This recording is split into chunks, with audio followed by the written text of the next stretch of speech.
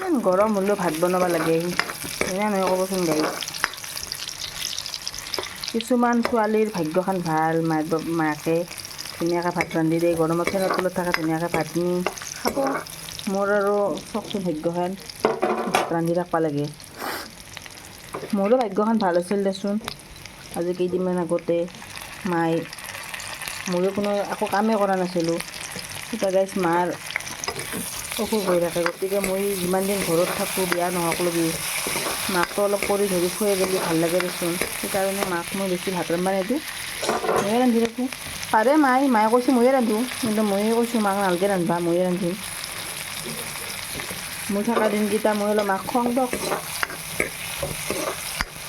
আজি আৰু গাইজ বিশেষ একো নবনাওঁ, এই কণী দেউতাই আনিছে, সেই কণীখিনি ভাজি আছোঁ উহাই কিনে।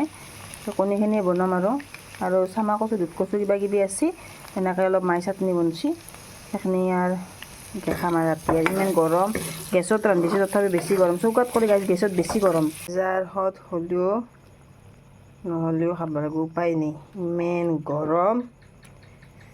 গৰমত মোৰ অৱস্থাই নাই হয়, মোৰ হাতো পুৰিছে চাওকচোন।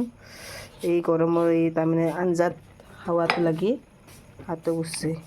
তো চাওকচোন গাইজ এনেকৈ ঘামৈছি, ঘামৰ পিছত মুখখন অলপ ধুই দিয়াৰ পিছত অলপ ঠাণ্ডা পৰিছে, ভাল লাগছে। এতিয়া মই এনেকৈ থাকিলে নহ'ব, অলপ চৰবত খাব লাগিব, নেমু টেঙা চৰবতটো খাই লওঁ গ'ব। গাইজ ফাইনেলি ভাত আঞ্জাখিনি হ'ল দিয়ক, হৈ কিনে এতিয়া মই অলপ ফেনখন দি কিনে ফেনৰ তলত জিৰৈছোঁ।